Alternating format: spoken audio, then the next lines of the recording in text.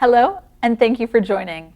I'm Grace, Communications Coordinator at Ann Arbor's Office of Sustainability and Innovations, and welcome to Greenlight, where we dig into sustainability in Ann Arbor with the residents who are envisioning, creating, and establishing a sustainable and equitable future for our community. Supporting these goals and presenting this series is A20, the city's plan, framework, vision, and associated actions for creating and implementing a just transition to carbon neutrality community-wide by the year 2030. Today, we're shining the green light on Alan Piñon, University of Michigan Library Director of Communication and Marketing, and Jenna Steele, University of Michigan School of Literature, Arts, and Science Sustainability Program Assistant, to talk about the university's community read of Not Too Late, Changing the Climate Story from Despair to Possibility. Thank you both so much for joining. To start us off, introduce yourselves and tell me a little bit about what you do. Sure. So, as you said, I'm Alan Piñon, Director of Communication for the University of Michigan Library. Part of my job is to raise awareness of the great things happening at the University of Michigan Library and to connect our patrons, our faculty, staff, and our community to the resources that are available to them. So that's part of what I do. That's great. And Jenna? And my name is Jenna. I work in the Year of Sustainability, which is a theme year through the College of Literature, Science, and the Arts at the University of Michigan. And a lot of the work that we do is with facilities, operations, academics, research, so really combining all of the different facets of a college into one and trying to figure out what sustainability initiatives we can start and where people are in the college and where we can go. That's fantastic.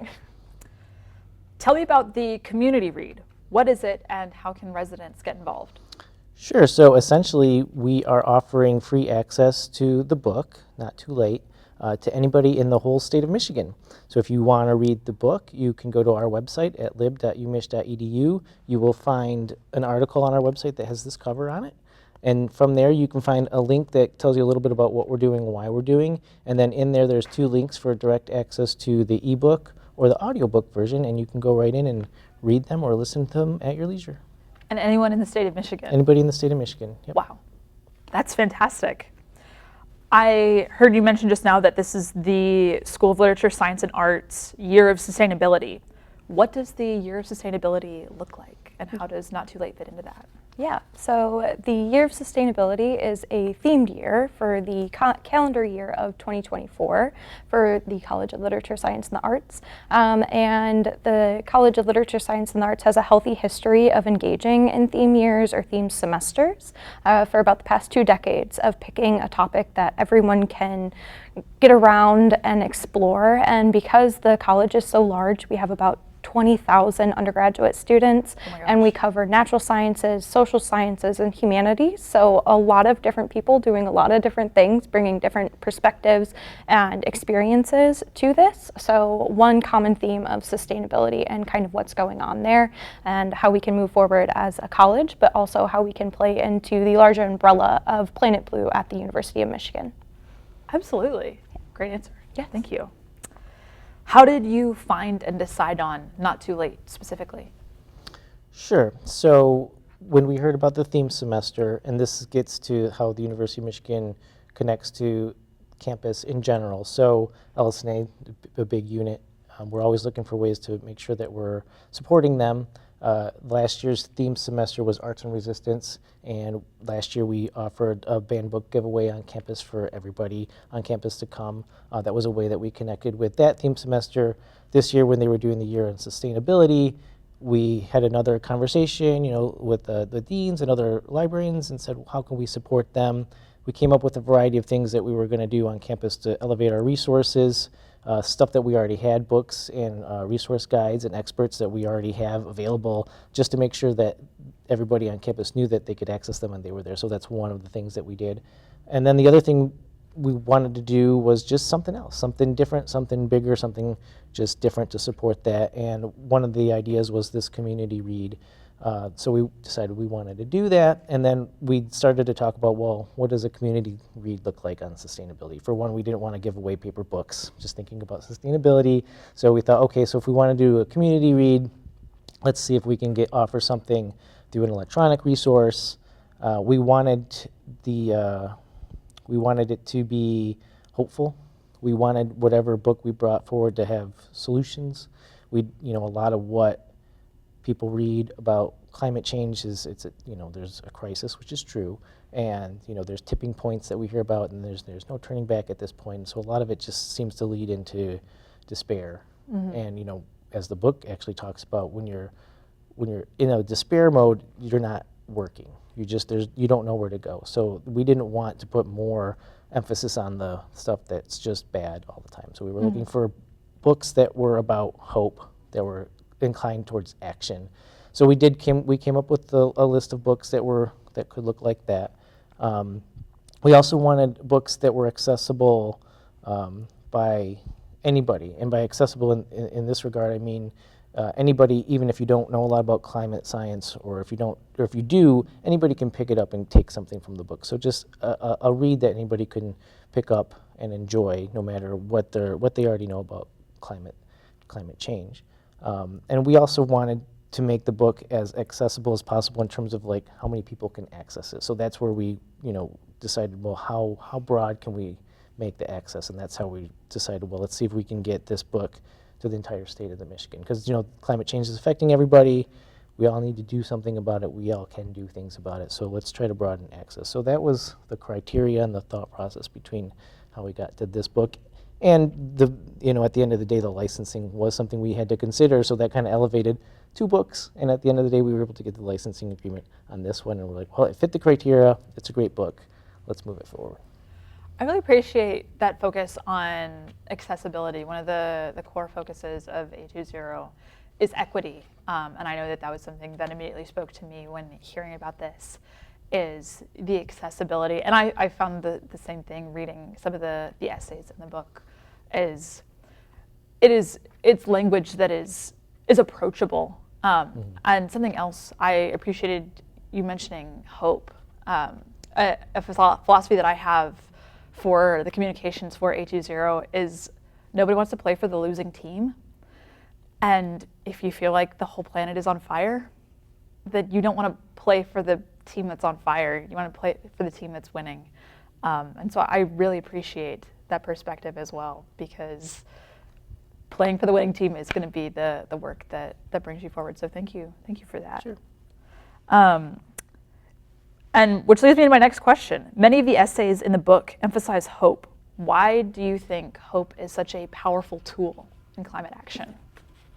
Yeah, okay. I wrote down a quote so I don't mess it up. It's the first few pages from Rebecca, her essay, and it says, "Hope is not the conviction that something will turn out well, but the certainty that something is worth doing no matter how it turns out."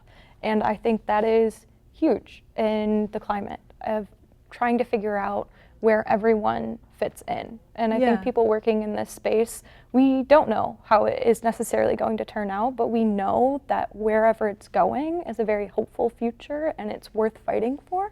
And I think that's something that everyone can kind of take from this.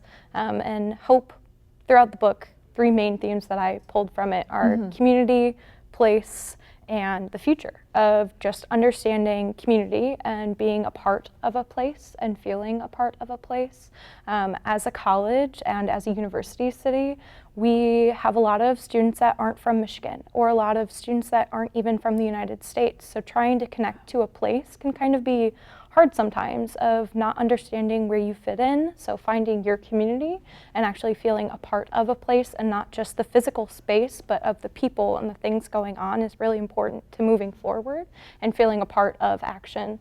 Another one is storytelling. Throughout the entire book, storytelling is huge. And I think a part of what we're doing in LSA is also story sharing and making sure that people's stories are out and people can see the different perspectives that are going on. As this is a global issue of climate, it can't just be a local viewpoint on things. You have to look globally. And I think that's something that Not Too Late brings in beautifully, is perspectives from around the world. Yeah.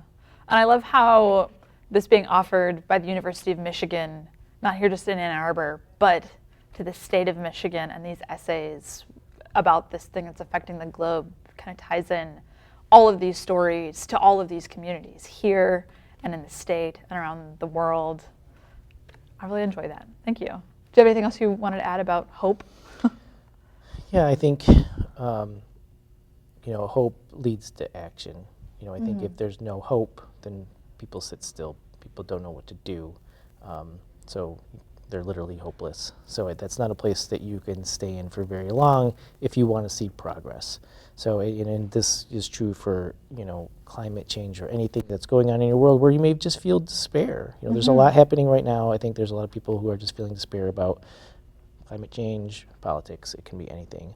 But you can't lose sight of hope. You can't let go of hope. Otherwise, there is no action. So, you read this book now, and yes, they're talking about climate change, but the messages of hope that are in this book very much relate to anything that's going on in your life where you feel like, there's just a lot of despair or we don't know the way forward. Well, it starts with hope, and then, start connecting with your community and figure out, like, what do we do next? And that's the other thing about this book.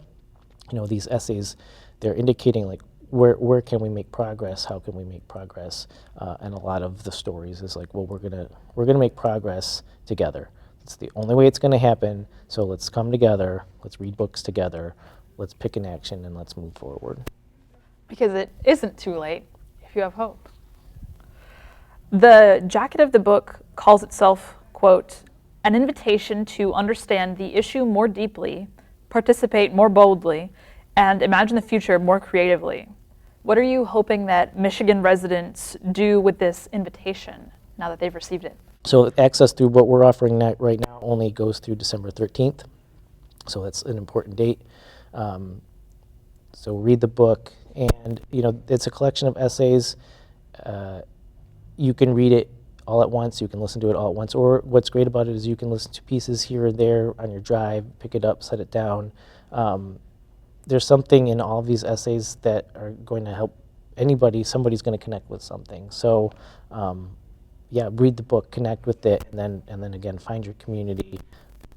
Consider how you're already helping towards sustainability. Consider what you might do, because everybody can have an impact that shows up in the book time and time again. So each individual participant has a duty to make changes, to come together as a community. And so read the book, look at yourself, look at your community, and find a path forward. Absolutely. Do you have anything you wanted to add? I really hope that Michiganders embrace the invitation and try and look for connections that they might not necessarily know that are there. Yeah. I think that's something that the book replicates very well throughout the essays is everyone has a place in this. There are archaeologists, there are policymakers, there are poets, there are artists. There is space for someone and everyone to do something in this, and I think we really need to understand that climate and sustainability is much more than getting to net zero or carbon neutrality. It's about the people and the non-human beings that are here and what we do with that. I think embracing a hopeful future, there isn't a lot to lose in hoping for a cleaner environment or cleaner water or more equitable access to food and education. So I'm very hopeful that Michiganders will embrace that, especially in times of tumultuous situations that we're kind of going through in the climate and policy and things like that right now. I really appreciate that. What are your biggest takeaways from the book? I'm getting the sense that it's hope, but if you had anything else. Hope, yes, hope. There's a lot of hope in this book, but I actually pulled a piece to read. It's actually, I think, part of what you pulled. I will read a section, and again, this is two sections from Rebecca Solnit's intro, and they both talk about hope. So I'll read that. Hope is not optimism. Hope assumes the best and assumes its inevitability, which leads to passivity, as do pessimism and cynicism that assume the worst. Hope, like love, means taking risks and being vulnerable to the effects of loss. It means recognizing the uncertainty of the future and making a commitment to try to participate in shaping it. It means facing difficulties and accepting uncertainty.